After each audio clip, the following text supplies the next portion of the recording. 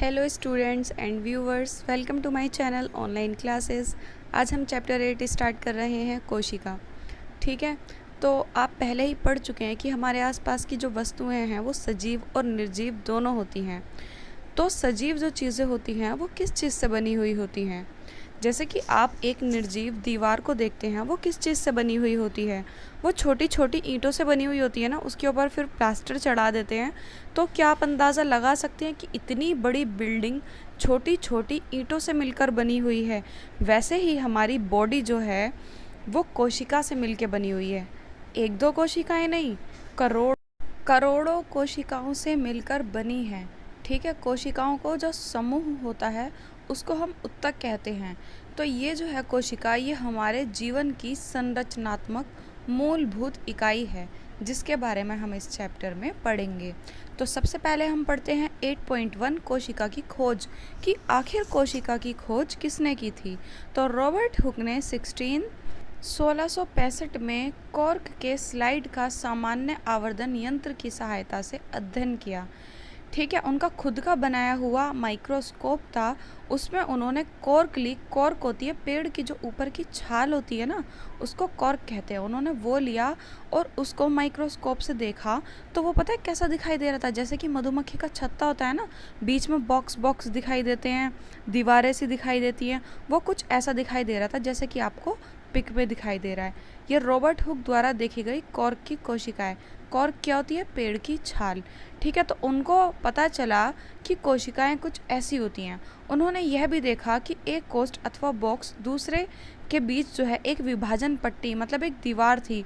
कमरे कमरे बने हुए थे ना, तो हर कमरे के बीच में एक पार्टीशन था। और ये जो थी ये वास्तव में मृत कोशिकाएं थी, मतलब मरी हुई कोशिकाएं थी। सजीवों की जीवित कोशिकाओं को संवर्धित सूक्ष्मदर्शी की खोज के बाद ही देखा जा सका। रॉबर्ट हुक के प्रेक्षण के लगभग, मतलब जब रॉबर्ट हुक ने कोशिका को देखा था उसके लगभग 150 साल बाद कोशिका का काम जो है शुरू हुआ, कि कोशिका कैसी दिखती है, इसके कार्य क्या क्या हैं, और बाकी जो टेक्निक्स हैं वो आई।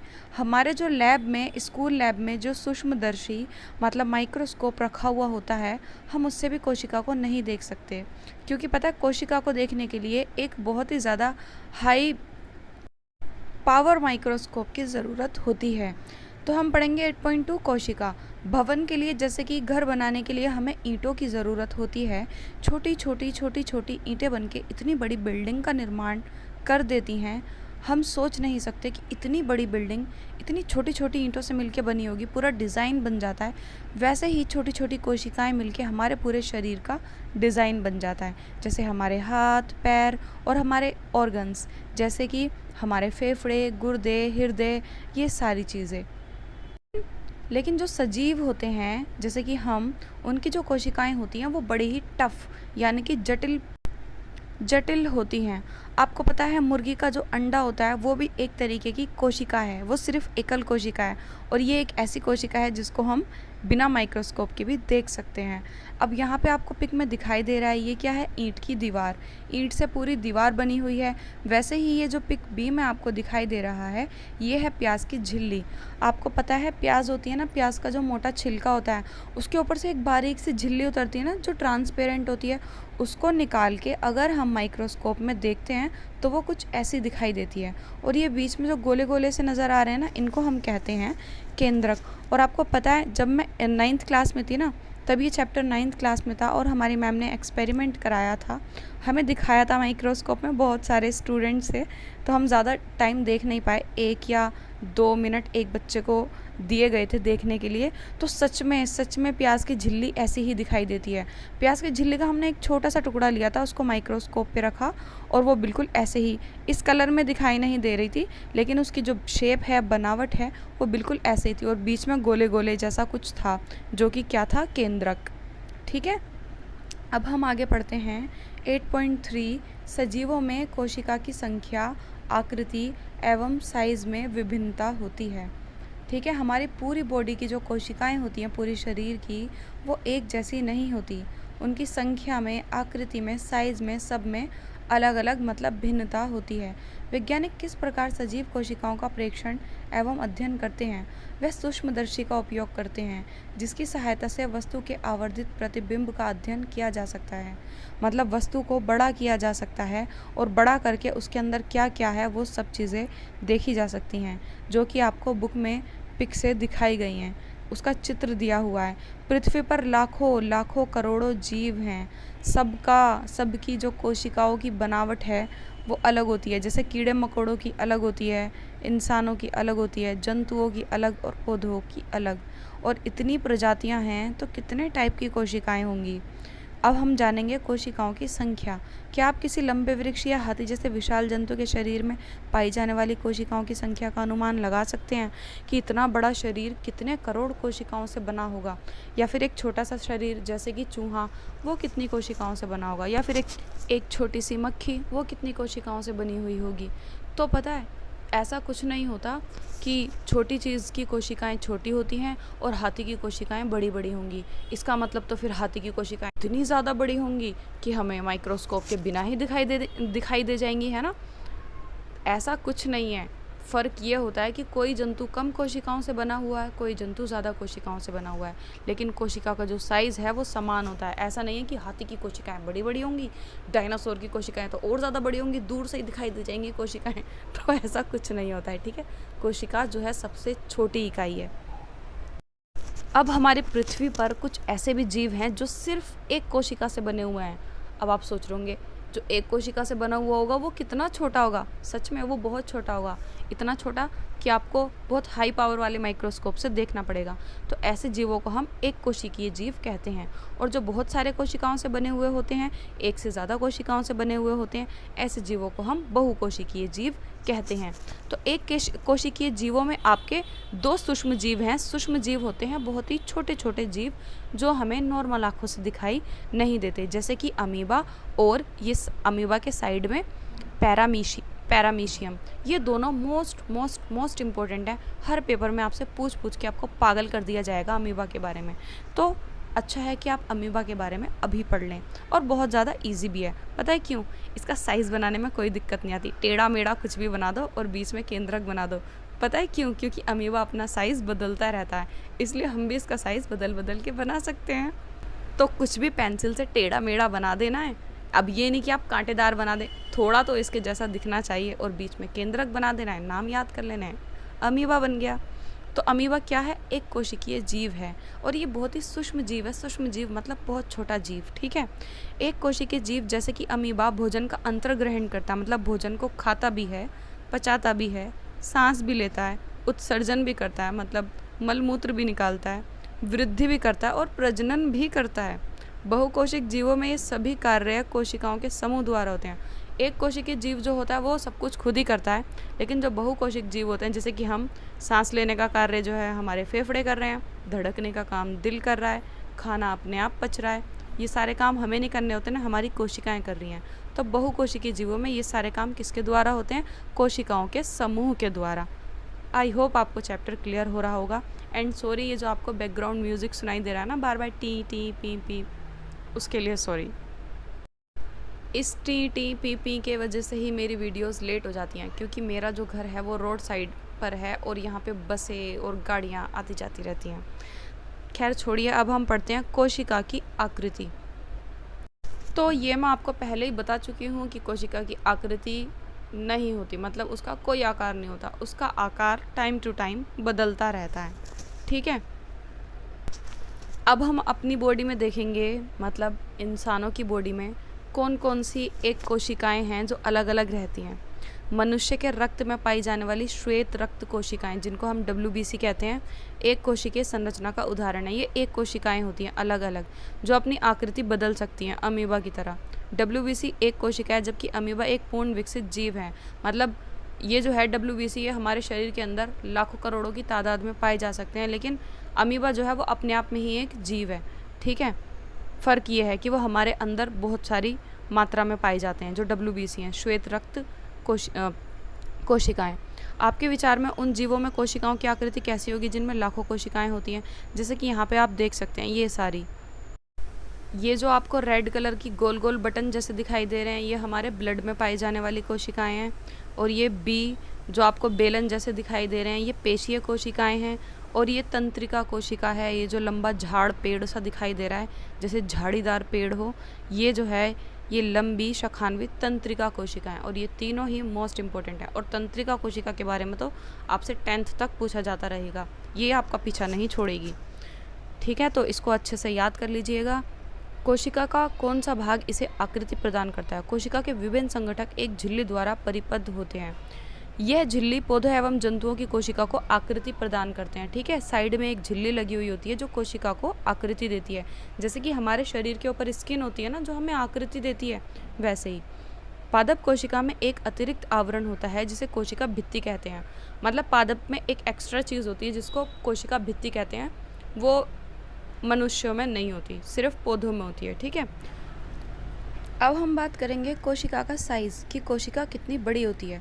तो आप खुद ही सोचिए, जब हम कोशिका को ऐसे ही नॉर्मल आंखों से नहीं देख सकते, माइक्रोस्कोप से देख सकते हैं, तो वो कितनी ज़्यादा छोटी होती होगी। तो सजीवों में कोशिका के साइज़ 1 मीटर का 10 लाखवां भाग, मतलब 1 मीटर में से अगर 10 लाख बार उसको डिवाइड करेंगे, मतलब उसके 10 लाख टुकड़े कर देंगे, तो एक टुकड़ा जो है मीटर का 10 लाख एक टुकड़े के बराबर होगा।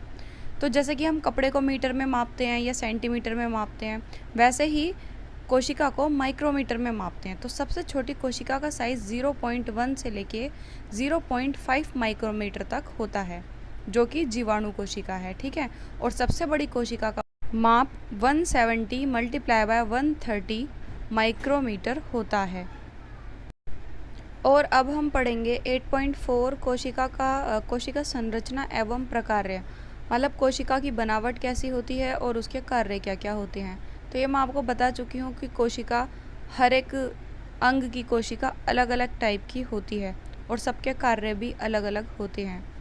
ठीक है, उदाहरण के लिए जड़ जल एवं खनिजों के अवशोषण में सहायक करते हैं। जैसे कि पौधे में जो जड़ें होती हैं वो मिट्टी से पानी लेती हैं और जो पोषक तत्व होते हैं वो लेते हैं, और पत्तियां भोजन बनाती हैं। वैसे ही जंतु कोशिका में प्रत्येक अंग पुनः छोटे भागों से बना हुआ होता है, जिसे कि हम उत्तक कहते हैं। उत्तक क्या होता है? कोशिकाओं का एक समूह, कोशिकाओं का एक ग्रुप, जिसको हम उत्तक कहते हैं। और उत्तक जो है एक अंग का निर्माण करता है और वो अंग एक अपना एक कार्य करता है। उत्तक एक समान कोशिकाओं का वह समूह है जो कि एक विशिष्ट कार्य करता है। ये मैंने आपको बता दिया। ठीक है, अब हम जानेंगे कोशिका के भाग, कि कोशिका के भाग कौन कौन से हैं। कोशिका के मूल घटक हैं कोशिका झिल्ली, कोशिका द्रव्य, केंद्रक, कोशिका द्रव्य एवं कोशिका झिल्ली के अंदर जो है परिबद्ध। ठीक है, कोशिका झिल्ली एक कोशिका को दूसरी कोशिका एवं घेरे हुए माध्यम से अलग करती है। जो कोशिका झिल्ली होती है ना, घर घर से बने हुए होते हैं ना, दीवार दीवार सी, तो उसका जो बीच में जो पार्टीशन करती है, एक कोशिका से दूसरे कोशिका के बीच में जो पार्टीशन होता है, वो कोशिका झिल्ली की वजह से होता है। और अब हम सबके बारे में डिटेल से पढ़ेंगे। प्याज की कोशिका की सीमा कोशिका झिल्ली द्वारा परिबद्ध होती है। जैसे कि हमने प्याज के बारे में हमने स्टार्टिंग में बात की थी ना, तो ये जो है ना, ये तो बीच में केंद्रक है, मैंने बताया था, जो गोले गोले से हैं बीच में बटन जैसे, ये केंद्रक हैं। और ये जो दीवारें हैं ये कोशिका झिल्ली है, और ये जो बीच में जो पानी है ये कोशिका द्रव्य है। ईजी है ना, बस यही करना है आपको पेपर में। हम पहले ही पढ़ चुके हैं कि कोशिका झिल्ली कोशिका को आकार देती है, ये तो हमें पता है। पौधों में कोशिका झिल्ली के अतिरिक्त एक बाह्य मोटी परत भी होती है जिसे कोशिका भित्ति कहते हैं। ये किस में होती है? सिर्फ पौधों में होती है। ये जंतु कोशिका में नहीं होती, सिर्फ पादप कोशिका में होती है। क्या होती है? कोशिका भित्ति। पादप कोशिकाओं मतलब पौधों की कोशिकाओं को ताप में परिवर्तन, तीव्र गति से चलने वाली वायु, वायुमंडलीय नमी इत्यादि विभिन्न परिवर्तनों से सुरक्षा की आवश्यकता होती है। जैसे तेज़ गति, तेज़ हवा चलती है तो पौधे अपनी जगह स्थिर रहते हैं ना, ऐसे कई बार पेड़ टूट भी जाते हैं। तो इन सब चीज़ों से, जो गर्मी होती है, इन सब चीज़ों से बचने के लिए उनमें क्या होता है? कोशिका भित्ति होती है। वह इन परिवर्तनों से प्रभावित है क्योंकि वह चल नहीं सकते। हम तो भाग जाते हैं, हवा चली हम भाग के घर में घुस जाएंगे। पौधे बेचारे क्या करेंगे? वो तो वहीं खड़े रहेंगे क्योंकि वो चल नहीं सकते। इसलिए ऊपर वाले ने उनको एक एक्स्ट्रा चीज़ दी है, कोशिका भित्ति, जिसकी वजह से वो प्रोटेक्ट रहते हैं और वो टूटते नहीं हैं। कई बार टूट भी जाते हैं। देखो यहाँ पे मनुष्य की गाल मतलब कपोल, कपोल कहते हैं गालों को, ठीक है, ये गाल की कोशिकाएं हैं। ये जो है ये साइड में ब्लैक कलर की लाइन, ठीक है, ये कोशिका झिल्ली, बीच में मोटा सा ये केंद्रक, और बाकी जो भरा हुआ पानी है कोशिका द्रव्य। सब में सेम नेम है, सबकी कोशिकाओं में सेम नेम है। साइड की कोशिका झिल्ली, बीच में द्रव्य ये केंद्रक, और बाकी बचा हुआ द्रव्य, ठीक है। ये जीन के बारे में कुछ लिखा हुआ है, इसमें समझाने की कोई बात नहीं है, सिर्फ पढ़ने का है ये, तो आप इसको पढ़ सकते हैं बहुत ही ईजीली कि जीन क्या होते हैं। वैसे चलो मैं बता देती हूँ। जीन होते हैं जो हम अपने माता पिता से जो कुछ गुण प्राप्त करते हैं ना, जैसे कि मम्मी पापा के बाल अगर घुंघराले हैं तो बच्चे के भी घुंघराले होंगे, या फिर रंग गोरा या काला है तो वैसा ही होगा, आंखें बड़ी या छोटी हैं तो वैसी होंगी। जो हम अनुवांशिक गुण अपने पेरेंट्स से प्राप्त करते हैं वो जीन्स होते हैं। इसके बारे में डिटेल से पढ़ना तो आप इसमें पढ़ सकते हैं। वीडियो बहुत ज़्यादा लंबा हो जाएगा, इसलिए मैं ऐसी चीज़ें जो है स्किप कर देती हूँ, क्योंकि ये इजी भी है, इंटरेस्टिंग भी, आप पढ़ सकते हैं। जो चीज़ें टफ होती हैं वो मैं पढ़ा देती हूँ, ठीक है। अब हम पढ़ेंगे कोशिका द्रव्य के बारे में कि ये क्या होता है। तो ये एक जेली जैसा पदार्थ होता है जो कोशिका झिल्ली एवं केंद्रक के बीच में पाया जाता है। मतलब जितना भी बचा हुआ पार्ट होता है ना कोशिका का केंद्रक के अलावा, सब कोशिका द्रव्य है, ठीक है। अब हम पढ़ेंगे केंद्रक। केंद्रक क्या होता है? बिल्कुल कोशिका के जो बीचों बीच होता है गोल गोल सा, वो केंद्रक होता है। ये क्या होता है? सजीव कोशिका का यह एक महत्वपूर्ण संगठक है। सामान्यतः ये कैसा होता है? गोलाकार होता है तथा कोशिका के मध्य में मतलब बीचों बीच स्थित होता है। और सूक्ष्मदर्शी से देखने पे इसमें भी बहुत सारा जो है खजाना दिखता है। खजाना मतलब बहुत सारी चीज़ें दिखती हैं। इसको भी अगर जूम करके देखेंगे तो बहुत कुछ जो है इसके अंदर दिखाई देगा। जैसे कि ये सारी चीज़ें, ये क्रोमोसोम, गुणसूत्र, न्यूक्लियोस, ये सारी चीज़ें जो हैं उसके अंदर दिखाई देंगी। अभी हम इतना डीप इस चैप्टर में जा नहीं रहे हैं, क्योंकि अभी सिर्फ आप 8th क्लास में हैं। आगे अगर आप इसके बारे में पढ़ेंगे तो आपको कोशिका के जो केंद्रक है उसके बारे में पूरा चैप्टर आपको मिल जाएगा आगे, क्योंकि उसके अंदर बहुत कुछ होता है। वंशानुगत। जब हमने प्याज की झिल्ली को माइक्रोस्कोप में देखा था तो हमने क्या देखा था? कोशिका द्रव्य के बीच खाली अथवा दिखने वाली संरचनाओं पर ध्यान दिया। इन्हें रिक्तिका कहते हैं, ठीक है। यह मात्र एक एवं बड़ी हो सकती है, जैसे कि प्याज की झिल्ली की कोशिका में दिखाई देती है। गाल कोशिका में अनेक छोटी छोटी रिक्तिकाएँ होती हैं। बड़ी रिक्तिकाएँ आमतौर पर पौधों में पाई जाती हैं। पौधों में बड़ी रिक्तिकाएँ होती हैं, और जो मनुष्य होते हैं उनमें छोटी रिक्तिकाएँ होती हैं। और पौधों में एक और चीज़ पाई जाती है, ट्राइडेस्कैंशिया। पत्ती की कोशिकाओं में अपने अनेक छोटी रंगीन संरचनाएं देखी होंगी। वह पत्ती की कोशिकाओं के कोशिका द्रव्य में छितरी रहती हैं। इन्हें पता है क्या कहते हैं? इनको प्लास्टिड कहते हैं। ये विभिन्न रंगों के होते हैं। उनमें से कुछ में हरा रंजक मतलब हरा रंग भरा हुआ होता है, जिसे हम क्लोरोफिल कहते हैं। और जो पत्तियों का हरा रंग होता है वो इसी की वजह से होता है, क्योंकि पत्तियों में क्लोरोफिल पाया जाता है जो कि हरे रंग का होता है, ठीक है। हरे रंग के प्लास्टिड को क्लोरोप्लास्ट या फिर हरित लवक भी कहते हैं। वह पत्तियों को हरा रंग प्रदान करते हैं, जिसकी वजह से पत्तियों का रंग हरा होता है। तो आपसे ये क्वेश्चन पूछा जा सकता है कि पत्तियों का रंग हरा क्यों होता है? तो आप बता सकते हैं कि पौधों के अंदर जो क्लोरोफिल पाया जाता है उसकी वजह से पत्तियों का रंग हरा होता है। और अब हम पढ़ेंगे पादप एवं जंतु कोशिकाओं की तुलना, ठीक है। दोनों में जो है अंतर स्पष्ट करेंगे। ये मोस्ट इंपॉर्टेंट है, ये पेपर में बहुत बारी पूछा जाता है कि पादप और जंतु कोशिका की तुलना कीजिए। तो आपने पिछले क्रियाकलाप में देखा ही है कि जंतु कोशिका में क्या क्या होता है और पादप कोशिका में क्या क्या होता है। तो हम यहाँ पे देखो चित्र में देखते हैं, चित्र में हमें इजीली यहाँ पे समझ में आ जाएगा। देखो ये जो फर्स्ट वाली है ये हमारी पादप कोशिका है, और ये जो सेकंड वाली है येलो कलर की ये हमारी जंतु कोशिका है। जंतु में कोई भी जीव जंतु जितने भी सजीव मतलब चलने फिरने वाले हैं, जैसे कि जीव जंतु मनुष्य कोई भी, ठीक है, ये जंतु कोशिका है। तो इसमें देखिए ये पादप कोशिका जो है इसमें एक तो ये ग्रीन कलर के डॉट पाए जाते हैं जिनको हम हरित लवक कहते हैं, जिसकी वजह से पौधों का कलर जो है ये प्लास्टिड, जिसकी वजह से पौधों का कलर जो है हरा होता है, ठीक है। और इसका देखिए केंद्रक ऐसे साइड में होता है। जंतु कोशिका का जो केंद्रक होता है वो बीचों बीच में होता है, ठीक है। अब रिक्तिकाएँ देखिए, इसमें इतनी बड़ी रिक्तिका है ये पूरी वाइट कलर की जो दिखाई दे रही है पादप कोशिका में। अब आप जंतु कोशिका की रिक्तिका देखिए, ये छोटी छोटी वाइट गोले जो है ना, ये जिनके अंदर कुछ नहीं है, ये कितने छोटे छोटे हैं। आप कोशिका झिल्ली देखिए, जो जंतु कोशिका है उस पर सिर्फ एक ही झिल्ली है, और जो पादप कोशिका है उस पर डबल लाइन आ रही है चारों तरफ, एक कोशिका झिल्ली और दूसरी कोशिका भित्ति, ठीक है। तो बस इतना अंतर बहुत है।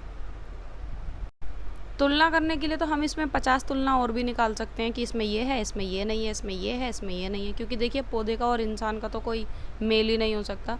पौधा खड़ा रहता है, इंसान पूरी लाइफ भागता रहता है, तो दोनों का कोई मेल ही नहीं हो सकता। हम बहुत सारी इसमें तुलनाएं कर सकते हैं, लेकिन आपके एग्ज़ाम के लिए ही 4-5 तुलनाएं काफ़ी हैं, ठीक है। तो प्यारे प्यारे बच्चों, आपका ये चैप्टर कंप्लीट हो चुका है। अगर आपको वीडियो अच्छी लगे तो भी लाइक करें, ना अच्छी लगे तो भी लाइक कर दें। लाइक करें, चैनल को सब्सक्राइब करें, अपने फ्रेंड्स के साथ शेयर करें। मिलते हैं नेक्स्ट वीडियो में। Bye bye.